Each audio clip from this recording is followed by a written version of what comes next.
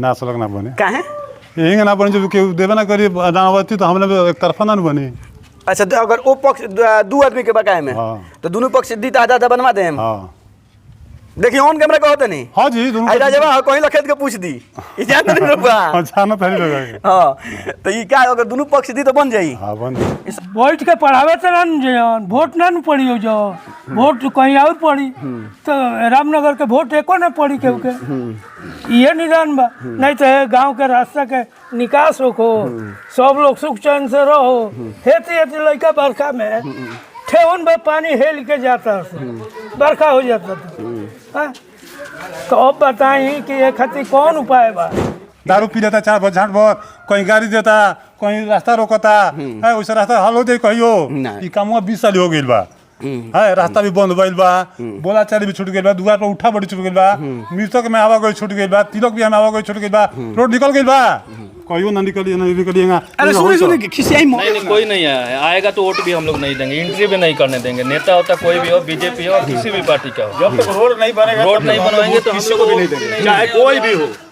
Road जब तक नहीं बनेगा तब तक हम लोग वोट नहीं देंगे। तुम मीडिया जो हो आ डीयू साहब जो हो चाहे थी जो हम काहे राय नहीं करो प्रोग्राम करे के बाबूया राय हमरा गांव ना होई महाराज नहीं राय होई ना जानो सुनो रास्ता 3-4 ठन रुका गई हां गेना गई और रास्ता मंगाइल बलो। हां रास्ता तो मांगे कोई कह नहीं कि 20 साल जमीन आइल बड़े 20 साल वो लोग पंचायत आइल बा जब केहू मनबे ना करे तो रास्ता कहां से निकली। ई बताओ बहुत दिक्कत बा। अभी बच्चा एक बारिश हो जा हमनी के बच्चा स्कूले ना जियो सा गांव में 200 बच्चा बड़ा सा स्कूल ना जियो सा पूरा पानी लग जाई कौन रास्ता बजाए वाला। कौन वर्ग के लोग मोहल्ला में बसेला।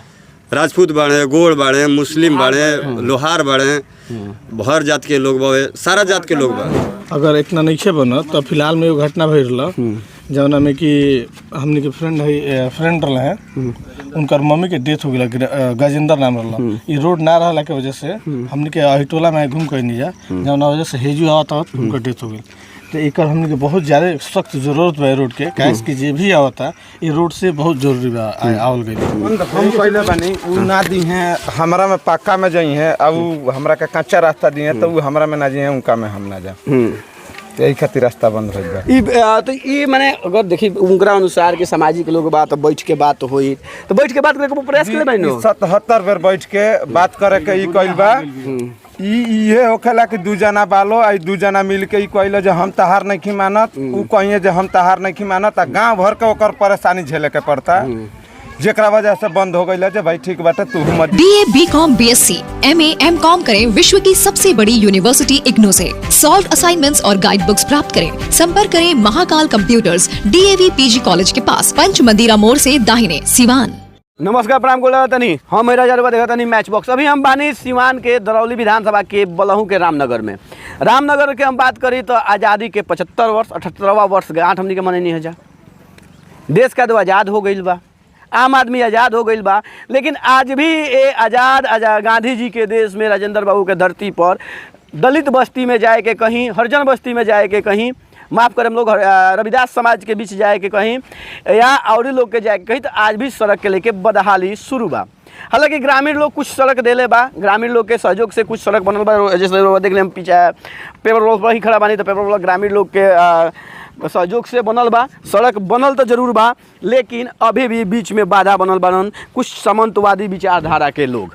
अगर कहल जाओ तो मैं कहीं गलत नहीं है। दूसरा चीज़ कहल जाओ कि जब दलित के बात कहल जाला जब रविदास समाज के बात कहल जाला तो स्थानीय विधायक जी ओकर मसीहा बने नहीं। स्थानीय विधायक जी ओकर सब कुछ मान के चले नहीं। एक तरफ स्थानीय विधायक कहे नहीं कि रविदास समाज हमार हो गोंड समाज हमार हो लेकिन आज दुख के बात ई बा कि ए गांव में एगो रविदास के दरवाजा तक जाए खातिर एगो गोंड के दरवाजा तक जाए खातिर एगो बाबू साहब एगो पंडित जी के दरवाजा तक जाए खातिर आज़ादी के 78 साल बाद भी सड़क नहीं है। अभी वो सुने में तो अचंभव लगी कि बिरले ऐसा गाँव बा बिरले ऐसा जगह बा जहाँ सड़क के बात नहीं है लेकिन कहल जाओ तो आज भी रामनगर में जाए के सड़क देखा हम कैमरा पर्सन चाहे दिखावे के कि देख ली संभवतः ये सड़क के विवाद चलता एजा तक लोग अपना मद से निजी मद से सेल्फ मेहनत करके मुखिया BDC के गोड़ हाथ पर गिर के एजा तक सड़क तो बन गई बा लेकिन अब आगे क्या हुई ये जाने के बाद बा। एक आक्रोश के लेके कुछ पीछे ग्रामीण लोग खड़ा बा ये लोग से बात कर देनी कि का माजरा बा और का बात बा। चचरा और बाल पाक गई देश आज़ाद हुई 78 साल हो गई, अभी तक रउआ गाँव में जाए के सड़क नहीं है। केकर कमी का है, राउर कमी का है कि आम आदमी के? आम आदमी के कमी बाटे, एके दू घर जन बाटे कि अभी तक ले रास्ता नहीं खेदेले। मैंने काहे कि का वो लोग के प्रॉब्लम बाटे, अब उहल जानता मानता नहीं। कितना लोग होई ये गाँव में? ये गांव में मैक्सिमम मानते नहीं कि 200 घर बाटे। 200 माने घर बाकी 200 परिवार रहेला? 200 परिवार नहीं बूथ दुगुन बजी, माने 200 घर बा, यानी लगभग कहा जाता हजारों वोटर बाड़न। हजारों वोटर बाड़े। हाँ। फिर भी अभी तक रास्ता नहीं, अभी तक रास्ता नहीं के। का वजह हो सकता है? वजह हो सकता कि एमे हमता लोग के बाटे, दूसरा केहू के अपना रोड पर चले के चाही, दूसरा केहू से रास्ता चाही, बाकी अपना में केहू रास्ता देवे के चाहत नहीं। मानता नहीं दोनों बगल से रास्ता बन गई बा, मुखिया सरपंच चाहे जे भी बा गांव के चलते बन गई बा, मगर अभी तक ले ये लोग से बहुत रिक्वेस्ट सबसे कल गई आकि भाई एकरा के बनावे दिहल जा, मगर केहू देख सुनबे कोई नहीं हटे, सामने रुआ का भइल हटे, एकरा से आगे हम का बोल सकत है? कहाँ रुआ लोग गइल बनी? कहाँ मानता नहीं कि काले 112 बुलाओ रुआ का जी, 112 बुलाओ। 25 साल से पूरा मामला सिवान गइल बावे, विधायक जी जानता नहीं, थाना में गइल जा, सीओ को लगइल जा, पूरा गांव एप्लीकेशन लिख के देले बा, ठीक नु, हमनी के सब जगह से हार गइल बन जा। अभी यह करे के बा कि कुछ होके सबके रोड चाहिए, पूरा हमनी के सड़क में भाई कितना दिक्कत बा ई बताओ? बहुत दिक्कत बा। अभी बच्चा एक बारिश हो जा, हमनी के बच्चा स्कूले ना जियो सा, गांव में 200 बच्चा बड़ा सा स्कूल ना जियो सा, पूरा पानी लग जाई, कौन रास्ता बजाए वाला? कौना वर्ग के लोग मोहल्ला में बसेला? राजपूत बाड़े, गोड़ बाड़े, मुस्लिम बाड़े, लोहार बाड़े, हर जात के लोग बावे, सारा जात के लोग बावे, हरजन लोग बावे, ई पूरा कास्ट हमारा गांव में बावे, और सभे के यह मुख्य मार्ग हवे। एगो गांव के पश्चिम मोड़ के मार्ग है, पूरा हमारा गांव के नहर पर पूरा हमारा गांव के जमीन बावे, जौन हमनी के जाएम जा तबे खेती होई, ना जम जाता ना होई, बारिश हो जाए तो हमनी के केंगा जाएम जा। ये सड़क जौन अभी सड़क दिखता, हम कैमरा पर देखा अभी जौन सड़क दिखता जौन पर हमनी के खड़ा बनी जा जी, ई सड़क कौना मध्य से बनल बा? ई सभे पर्सनल देके डीलर साहब अपना खातिर बनवले बन। 4 हाली बांग्ला देखे ना, बांग्ला दिखाई डीलर साहब के बांग्ला 4 हाली तुरवले बन, तो रोड जले आइल बा। डीलर साहब कहाँ कह के केकर पैरवी कइल बन, तो जले बांग्ला यहाँ के रोड अपना खातिर ले आइल बनी। अब एक आगे लोग बने दी तब न बनी। कैसन कितना दूर बाकी भाई रोड? ये 100 मीटर बाकी बा, 100 मीटर बाकी बा। एगो भाई भाई से बात करते हैं, भैया कितना दिक्कत बा ये सड़क ना बनला से? ये मुख्य मार्ग है हमारे यहाँ के, ठीक बा, सारा गांव के लोग के में आवे के बा। अगर इतना नहीं बना तो फिलहाल में एगो घटना भइल रहा, जौना में कि हमने के फ्रेंड रहा है, उनकर मम्मी के डेथ हो गया, गजेंद्र नाम रहा। ये रोड ना रहला के वजह से हमने के अहिटोला में घूम कर नहीं जा, जौना वजह से हेजू आवता उनका डेथ हो गई। तो एक हमने के बहुत ज़्यादा सख्त जरूरत बा रोड के, कैस कि जे भी आवता ये रोड से बहुत जरूरी बा आवल गई, ठीक बा ना आइला के मान तो अभी तक इस सड़क तो सर्वसम्मति से बनल बनू? हाँ, ये सब प्राइवेट प्रॉपर्टी है, जिससे कारण भी बा कि हमने के अपन प्राइवेट प्रॉपर्टी देके गांव के सब केहू के दुआर रोडे में चल गई बा, ठीक बा, आ केहू के ऐसा बा कि देवही के नहीं चाहत। तो अगर हम मान ली कि प्लेन रास्ता रह के देतनी तो हम अगलो से एक्सपेक्ट करतनी कि वो हमारा के ऐसा रास्ता दे कि हमनी के प्लेन हमनी के आई जा। अब मान ली कि हमनी के प्लेन रास्ता दिल बन जाऊ, एकरा से होकर ई रास्ता जौन बा तो या सरकारी नक्शा में बा या सरकारी में नहीं चाहिए, ये आपसे सहमत है, सरकारी नक्शा में नहीं चाहिए, ये हमनी के निजी जमीन है। तो निजी जमीन बा तो उनका मन करी तो दिहन, मन करी तो ना दिहन, सरकारी जमीन में नहीं चाहिए, सब के प्राइवेट प्रॉपर्टी है। हाँ, जे भी दिले तो फिर में रास्ता कहाँ है?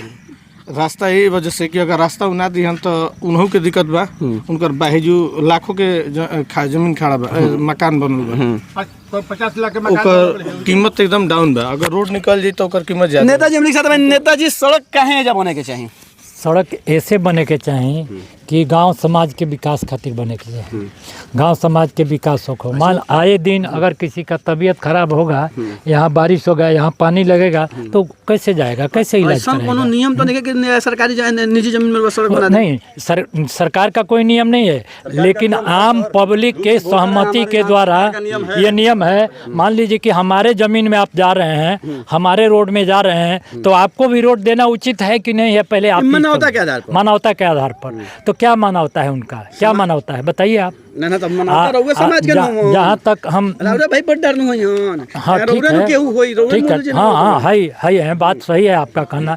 लेकिन हम कहते हैं कि बिहार सरकार जो है नीतीश कुमार जी मुख्यमंत्री हैं और वो नियम लगाए हैं कि 200 घर, तो 200 घर से अधिक लोगों का ये रास्ता है। कैसे नीतीश कुमार जी इसका ध्यान नहीं है इस पर रोड बनाने के लिए क्यों नहीं ध्यान दिए? इसका मतलब कि रामनगर के लोग उनको वोट नहीं देते हैं।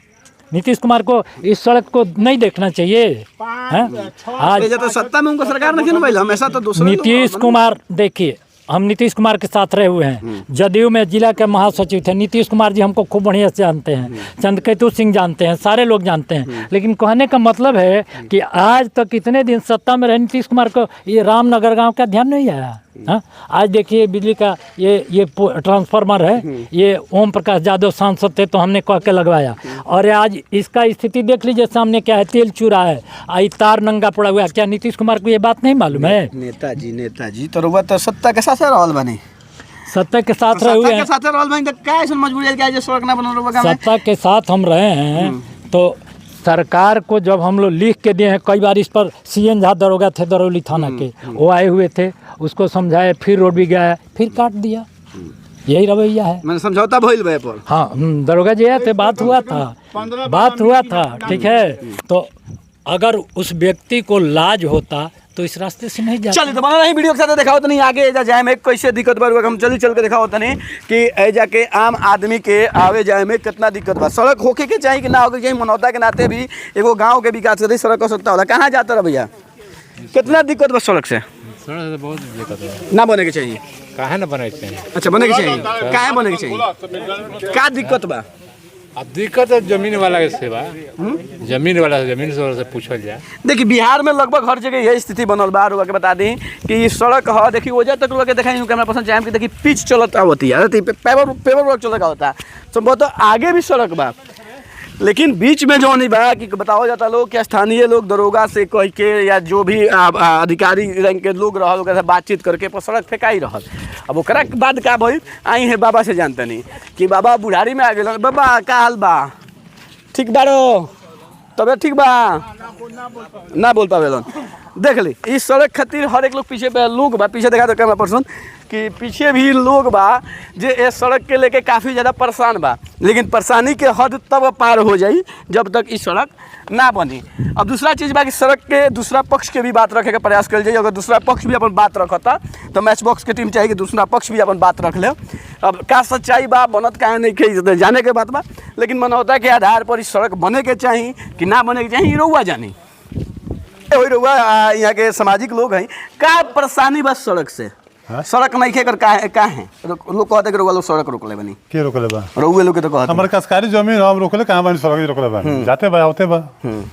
तो लोग चाहते कि माने बाकी से हट के सारा दुनिया चांद पर गइल महाराज, हमनी के माटिए पर हम जा महाराज जी कोबो माटी में रहे जी। हाँ ई गांव कोबो माटी में रहे। आखिर क्या रीजन बा गांव में? माने विक्रम का संख्या ज्यादा बा कि का बा? गांव में हम अकेले बानी। हाँ गांव से हम कहीं चाहे कि दबा के इनका मैं कुछ काम कर ली, जहाँ मिले खोला तहाँ गाँव ना चाहे, लेकिन ना रहस गाँव में चाहे मिलो इनकरा। हाँ सब नीचे इनसे देखेला। तो सामाजिक आदमी है, समाज में रहने दिन भर थाना पुलिस में रहने, थाना पुलिस समाज में तो हम रहबे करे नहीं, चाहे थाना पुलिस में बानी, नौकरी बात बानी। हाँ हाँ छुट्टी मारी नु हमार वही से ना जाए मबे। अच्छा जाए मबे तो एमे का दिक्कत बा? सड़क ना बने के चाहिए ना, सड़क ना बने काहे? यही ना बने जो केहू देबे ना करी अनावती तो हमने एक तरफा ना बनी। अच्छा तो अगर वो पक्ष दो आदमी के बकाए में तो दोनों पक्ष दी आधा बनवा दे। हाँ देखिए ऑन कैमरा कहते नहीं। हाँ जी दोनों आई राजवा कोई लखेत के पूछ दी इजाजत नहीं रुपा। अच्छा ना पहले लगा। हां तो ये क्या अगर दोनों पक्ष दी तो बन जाई? हां बन जाए, ये सहमति होता। सहमति होता काहे ना बन जाए। हां बने के चाहिए। हां बने के चाहिए। तो दोनों पक्ष में माने एक पक्ष एगो और पक्ष बना। हां हमरा ड्राइट जे सामने बाबा ना उन्हें कन देते कहाँ देता रहे? वो जो डाने पे देवाल जुड़ गई, एगो देवाल टूटल है तो बनल है, हो जाले एगो देवाल है ना बा, ओकरा बाद हेने वाला नहीं बड़े तो कहते रहे कि ना हमार हो जाले बा, हम कह नापी होता तो हमारे बताओ तो हो जाले बा। यही कौन से कितना पंचायती बोल कितना अमीन अले, कितना लोग लौट के चल गई। तो मैंने अगर नापी हो जाओ एग्जैक्ट जमीन दोनों आदमी के निकल जाओ तो कार होगा 4 फीट या 5 फीट होगा 5 फीट। समय बताइए मैं तब वो मन देखिए सामाजिक आदमी है, सामाजिक आदमी है, इधर समय बताइए आई किसी आए के नहीं खे देखिए यार साहब किसी आए का नहीं खे ना हमारे रात भी लोग किसी आए का नहीं के लेकिन बने के चाहिए ना मनी जान रउआ दूसरा में चले ये लोग जानते हैं कि बुरबा काम नहीं होई हाँ, है हाँ। मैंने रउआ आइला से अच्छा तो कॉकटेल का डीएम से रास्ता निकल जाई चले दो आदमी गांव के ना चाहिए बिल्कुल बिल्कुल हम ना दे हम चाहत नहीं करवा दी ना दे तो निकल जाई ना हम चाहत नहीं करवा दे रास्ता 5 ठन के आइल बा हाँ। राती से हाँ। वैसे निकल जाई रास्ता ना। ई बार हुआ थी सब ना तो के मूर्खता बा हमरा में कि ओदी में बा दारू पी लेता 4 बजे झाट भर कहीं गाड़ी देता कहीं रास्ता रोकता है वैसे रास्ता हल हो जाए कहियो ई कामवा 20 साल हो गइल बा है रास्ता भी बंद भइल बा बोला चाली भी छूट गइल बा दुआर पर उठा बड़ी छूट गइल बा मृतक में आवागई छूट गइल बा तिलक भी में आवागई छूट गइल बा रोड निकल गइल बा कहियो ना निकलिएगा अरे सुनी खिसियाई मत भागी मत महाराज कहां भागत घरेलू संबंध बा अब घरेलू संबंध में तुम कहता नहीं अगर कोई झूठ कहे तो कोई हमें अगर रास्ता ना निकली पक्ष चाहिए रउआ चाहत चाहे अच्छा बताई रउआ दूसरा के रास्ता जब पर राय से चल ना निकली तो बेराय से कोई रास्ता बेराई सुनी के बात अगर रउआ दूसरा के रास्ता पर चलता नहीं ईमानदारी से बताई हम रास्ता में नहीं चलत कहां हमारा रास्ता निकल लोग नहीं चलत अच्छा हम घर से रास्ता लेके नहीं भइल हमारा जमीन रास्ता लेके नहीं भइल कहां जमीन केहू देले बतावे माइल बनी वो जता हमार घरवा बा ओ जगह पर लिखी मैंने लिखे लोग जाता वो हम लोग नहीं जाता वो गांव का हो जाओ पूर्व बाबू लोग लिखे हो जाओ छोटी छोटी लइका बरखा में किंग हो जासन रउआ बताई पानी के ओ कितना बरखा है लोग जात दिखे वो देखिए ये भारत के भविष्य छोटा छोटा बच्चा कैसे होता हम घुमाता नहीं हाँ। जन्नी कहत बनी जैसे राय से ना निकली तो खेतों में मीडिया जो हो आ डीयू साहब आ जो चाहे थी तो हम काहे राय नहीं करो प्रोग्राम करे के बाबूया राय हमरा गांव ना होई महाराज रहेंगे राय होई ना जानो सुनो रास्ता 3-4 ठन रुका गई हां गना गई और रास्ता मंगाइल बलो हां रास्ता तो मांगे कोई कह नहीं कि 20 साल जमीन आइल बड़े 20 साल लोग का पंचायत आइल बा जब केहू मनबे ना करे तो रास्ता कहां से निकली हम यार रोगो जमीन में देम तब रास्ता निकली ताकि रोगो अपना घर से आके दे दे माइल बने दे के तो पड़ी मान के चल देखिए सामाजिक बात कह जाओ समाज के दृष्टि से कह जाओ वो सामाजिक आदमी है बढ़िया ये से लेने वाला वो आइल तो देखिए बरियारी के बात नहीं है बाबू साहब हम बहुत देखला मैंने नहीं हो जा 20 वर्ष से रास्ता रुक गई बा जरा लिखे आदमी या देता नहीं के निकल मतलब दे वहीं के रुको नहीं कि राय से दिया जाओ गांव के लोग गांव समाज एक होला मुझे समय आई यार 2 आदमी या दे तो दिया ही अब ग्रामीण में आक्रोश बा आक्रोश के साथ ग्रामीण सड़क बंद करता रहने से कि अगर रउआ ना देम तो हम कहे दी अगर रउआ अपन सड़क ना देम तो हमरा सड़क पर रउआ काहे चलेम संभवतः यही तर्ज पे जे नंबर पे देख ली पीछे रास्ता बंद बा अभी हर जगह लगभग बंद कर गेल बा हई रास्ता भी काहे बंद कर गेल बा बंद करे वाला बंद हम पहले बनी उ ना दी हैं हमरा में पक्का में जाई है अब हमरा के कच्चा रास्ता दी है तो उ हमरा में ना जाई है उनका में हम ना जा तो यही खातिर रास्ता बंद हो गया तो ये माने अगर देखी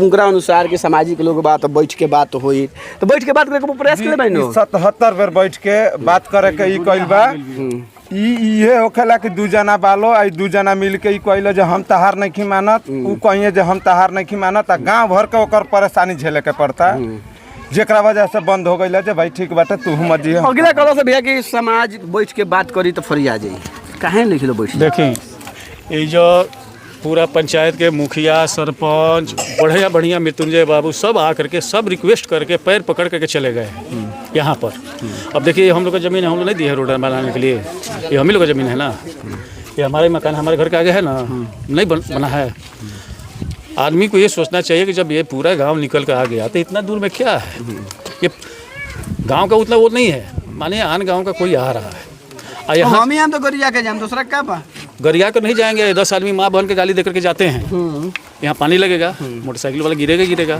तो गाली तो देगा ही देगा तो ये बताइए गाली तो आपको हमारे गांव में दे रहा है ना तो हमको भी लगेगा ना तो उससे अच्छा है कि भैया अरे थोड़ा बहुत हरज होता है हरज भरसा करके रोड बनवा लीजिए कहानी खत्म हो गया देखिए जगह लागे सड़क बनेला से दिक्कत बात ओकरा के बता दी कि भाव बढ़ेला कीमत बढ़ेला चलिए आगे देखा होतनी अरे सुना ना कहाँ है तरु कितना दिक्कत बा आवे जाए में बरखा होला तो मैं के मैं आवेलू चलो हो मैं महीना आवेलू अच्छा देख ली बच्चा छोटा बा लॉन्ग डिस्टेंस तय करके आई दूसर रास्ता हो मैं आई और रास्ता भी घूम के बा लेकिन ये रास्ता बनी ना खैर बन रहा है कुछ बोला तो बोला है मोदी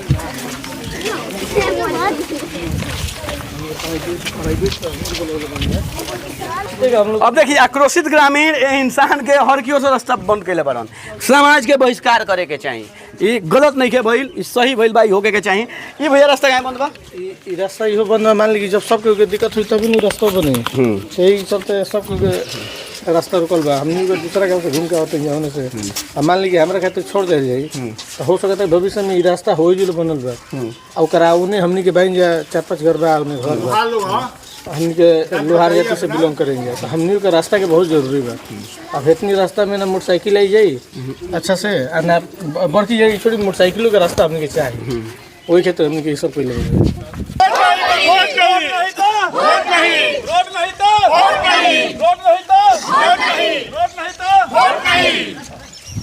ये गली गली सड़क बा, लेकिन कुछ लोग के वजह से हर केहू के दरवाजा कनेक्ट नहीं कर पावत। बच्चा के मन में आक्रोश बा, बच्चा के मन में आक्रोश बा, बच्चा ई आक्रोशित बाड़न कि रोड नहीं तो वोट नहीं, बात के बात बा। लेकिन देख ले कि हर जगह सामने हो सड़क बंद बा। 20 से 25 फिर से नीतीश सामने देखिए, 20 से 25 फिर से नीतीश, इतना क्या बोलता है, यूनिट फ्री सामाजिक की सब कुछ के बाद भी एक गांव में 20 से 25 फिर से नीतीश के चर्चा होता है, लेकिन सड़क नहीं है। अब काहे के नीतीश है, काहे के विकास, अब देख लिए जा आई रोड बंद हो गई। अब ये रोड एकदम बंद हो गई, तो बाद लोग ना जाई तो और स्थानीय लोग बा और बात करके प्रयास कर जाता।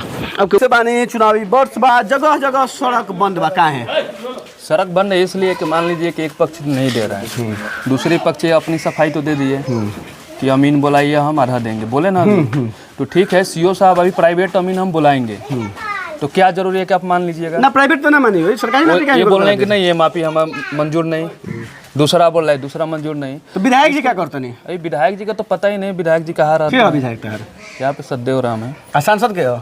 सांसद मैरवा कुशवाहा जी की पत्नी है। तो वो क्या करते हैं? वो भी तो अभी देखे नहीं हम अपने गांव में, उनको तो देखे ही नहीं। कैसे से क्या कहते हो?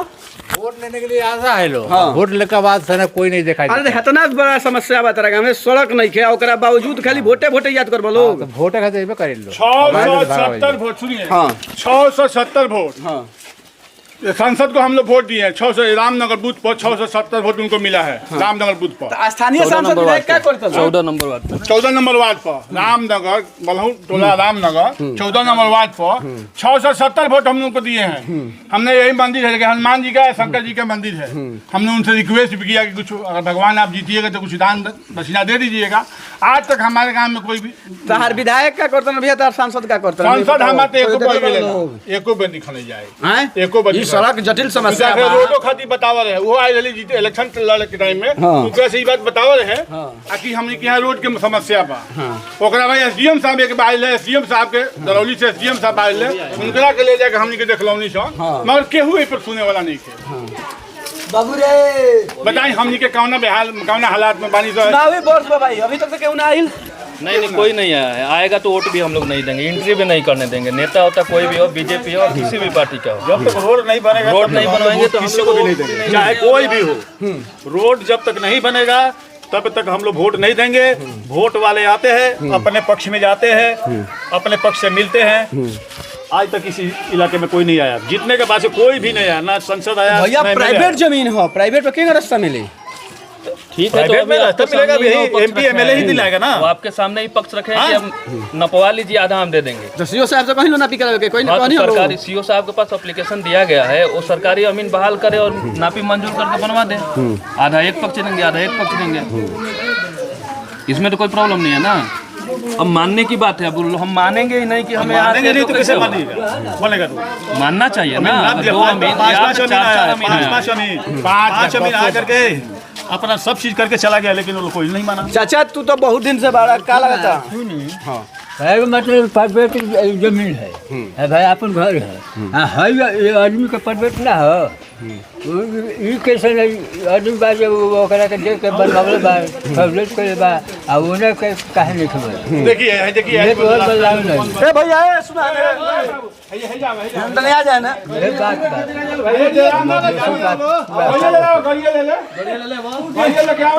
हो ना, वापस लौट के जाता रहन का वजह बा ई काहे जाता लो, ये लोग से जाने के प्रयास करते। बीच में वो दीवार बा जो इंडिया पाकिस्तान के बीच में बॉर्डर बा, ई बॉर्डर है जब कहां लो चाचा, कहां वापस जाता रहो?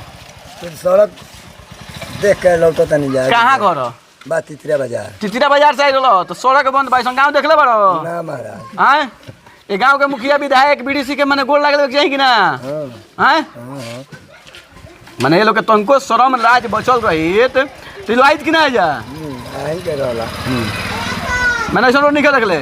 देखिए दूसरा बाजार के लोग अभी ग्रामीण लोग के नहीं बुझात कि लोग सुबह से उठ के शाम के कितना हनुमान चालीसा पढ़ देते हुए गाँव में ये चीज़ के वहाँ के ना बुझात हुई ए महाराज जमीनिया लेके जाए कफन में बगली ना होला कफन में सिराना धो के ना ले जाला ऐसे आग्रह बा कि कम से कम जमीन दी लोग कम से कम रास्ता बनवाई लो। दूसरा चीज़ स्थानीय विधायक स्थानीय सांसद और दोनों जना के नींद खुल गए लोग हो तो मामला के संज्ञान लिया आओ। चुनावी वर्ष बा ना तो आम लोग महापुजवा के आम लोग जीत हार बात के बात होला। ये आम जनता ये भारत के निर्माण करेला वोट एक एक चीज़ के डिसीजन करेला है लोग पूरा दे दिले बा लोग और हम दिखा देनी है कि कैसे अपन दरवाजा दे दिले बा घर के सामने बैठे के चेयर लगावे के जगह बा वो सड़क में लोग दे दिले बा लेकिन कुछ लोग नहीं के देत वो लोग से आग्रह बा कि करो। दूसरा चीज़ अधिकारी लोग से आग्रह बा कि आके बैठ के दोनों पक्ष के बात करके कम से कम एगो समझौता करा दी लोग।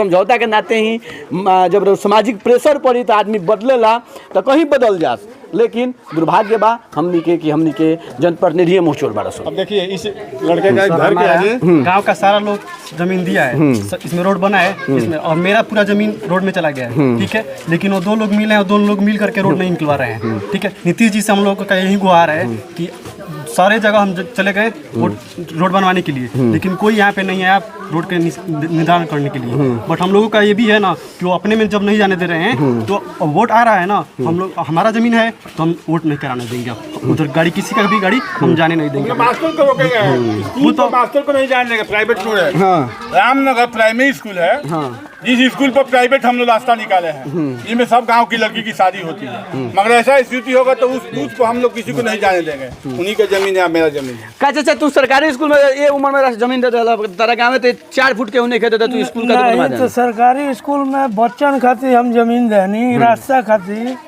शादी विवाह केहू के भी होई स्कूल पर रुकेला तो केहू के लड़की के बारात आई तो जब बढ़िया से व्यवस्था बा लेकिन जब वो ये रास्ता नहीं मिलत 2 आदमी कारण तो काहे नहीं मिलत एक निदान लिखले के चाहिए। अगर निदान ना निकली तो स्कूल पर मास्टर लोग के जाए खातिर रास्ता किने के पड़ी तो मास्टर लोग स्कूल पर जाई आ लड़का पढ़े जैसा नहीं तो रास्ता खोल के रास्ता खोल देबा तो लोग के क्या होई तो स्कूल वो बंद हो जाए मास्टर साहब तो कहीं बैठ के तनखा उठाई बैठ के पढ़ावे तो ना वोट ना पड़ी जो वोट कहीं और पड़ी तो रामनगर के वोट एको ना पड़ी केहू के ये निदान बा नहीं तो गांव के रास्ता के निकास हो सब लोग सुख चैन से रहो हेती लड़का बरखा में ठेहुन में पानी हेल के जाता बरखा हो जाता था तो अब बताई कि ये खातिर कौन उपाय बा। डिलीवरी केहू के तबीयत खराब होता तो 3 किलोमीटर घूम के जाए के पड़ता भैया। सारा बात की एक बात का पंचायती के माध्यम से हो जाता गइल बानी रोगलो पक्ष तो कह कि हम जमीन देता नहीं हमारा बात भइल कहे खातिर कहता लास्ट समय में 2 आदमी के निदाने नहीं खेल निकल हमारे रह जाओ बा तो हमारे रह जाओ बा तिरछा जमीन बा तो के मायने 2 आदमी न करी गांव भर के लोग तो करी ना देखिए जना भैया हो तो नहीं हो बगल जाई हन भाई बॉर्डर बा हां गांव का गोड़ अभी हम गए थे नहीं अभी तू बतेगा भैया हम तो ये बगल बनी कितना दिक्कत बा रिस्की बाबू कितना दिक्कत बा सड़क बंद भइला से और बताई देखिए दिक्कत तो वाला कुते बा हैं हमने कहां जाए जे बताई अब केंगा आई गाड़ी जाए के हमरा एने जाए कर वोट देम चाचा के भैया के हित परित चिन्ह के तो तो रोवे खड़ा होई तो रोवे के वोट दियल जा जितावल जा रोवे के हमरा और सांसद आई रहन ना हैं ना अब सांसद आई रहन सांसद के तो हमनी को देखले मतलब कितना दिन हो गइल वो कबो हमरा लगा था कि फोटोवे में आदमी देखले बा हां फोटोवे में देखले बा विधायक जी तो वो अब तो चुनाव आइल बा हां और विधायक भी ना मुखिया तो कबो कबार आइबे करल लेकिन कोनो फायदा ना मुखिया जी से पूछने है कि रोडवा बंद बा नहीं मुखिया जी ना मुखिया जी तो ना आई नहीं फोन नंबर बा तनी फोन लगाइलो हम बतियाली और बीडीसी भी ना आई रहनी है अभी जब से ये रोड बंद भइल बा काहे बंद भइल बा ये का वजह बा अब तो ये तो मान ली कि बीडीसी आया बीडीसी आया कोशिश करके चला गया। मैंने काहे बंद बा? अब बंद बताओ मान ली कि एक ही आदमी के वजह से सारा गांव परेशान बा। एक आदमी के दो आदमी बा। दो आदमी अरे देखे 2 आदमी बात, 2 आदमी के गांव के लोग बैठ के बतिया के प्रयास काहे नहीं के करत? प्रयास तो खूब भइल बा। अब मान ली कि एजा कि आदमी कहाँ से कहाँ सबके दरखास्त वगैरह दे के भी पूरा मतलब आदमी सोच के कि चलो भाई रोड बन जाओ। गांव में मेन एंटर है गांव के आ मेन एंटर में रुआ जाए आ 10 कदम चलला के बाद और 50 गो मन से गाली निकली आ भर से कम गाली देम तब रहुआ गांव में एंटर कर। तो बारिश नहीं हो तो बारिश में ही हाल बा। आवत रसन जाता रसन, लेकिन बारिश के समय में वो रास्ता बंद रहा। रोवा के बेटी में के बियाह करे, रोवा के आई बेटा बेटी के बियाह करे लोग काहे? केहू नहीं ये कौन स्थिति चलता आजो से निकल चलत 10 साल हो गए, 20 साल बल्कि दोनों ओर से रोड गांव के लोग कोशिश करके बनवा दिहल, लेकिन बीच में 2 आदमी अथी कैले बा, ओकरे चलते नहीं बन। का उपाय बा ओकर? उपाय बा कि अगर राय से निकल सुनत तो हमनी के रास्ता अगले रोकले बा तो वहू के रोका। तेंग अगर रास्ता जगह घेरला से रोकाई, कोनो में इमरजेंसी हो तो लोग किंग हो जाई। कोनो फायदा नहीं के घेरल जाता, जगह से हमनी के आवत जाता नहीं जा, वहाँ से अगलो आवत जाता, तो घेरला से का फायदा बा? मान ली के रउआ खातिर हम घेरला बने, रउआ जाते आप तो बने, तो घेरला से कोनो फायदा नहीं है। देखिए छोटा प्लेटफॉर्म में ज़्यादा बातचीत नहीं कर बना रही मैच बॉक्स है, देखते रही मैच बॉक्स वगैरह। स्थानीय विधायक जी, स्थानीय सांसद श्रीमती विजय लक्ष्मी कुशवाहा जी आँखी में तनी मनी लाज बचल बा, ढेर तर नेता लोग के ना बचेला, बहुत लाज गिर जाला। अगर तनी मनी लोग के बचल बा तो मामला के संज्ञान ली। जिलाधिकारी साहब से आग्रह बा, विनती बा, निहोरा बा कि रुआ मामला के संज्ञान ली। आ चीज़ के देखी भाजपा विंग बा चाहे राजद विंग बा, जवन युवा बारन जवन लोग बा, राजद के नेता बा, भाजपा के नेता बा, सबका से आग्रह बा कि रामनगर के बचा ली लोग, न तो लइका कुंवारे मर जी। हम बना रही मैच बॉक्स करे, देखते रही मैच बॉक्स।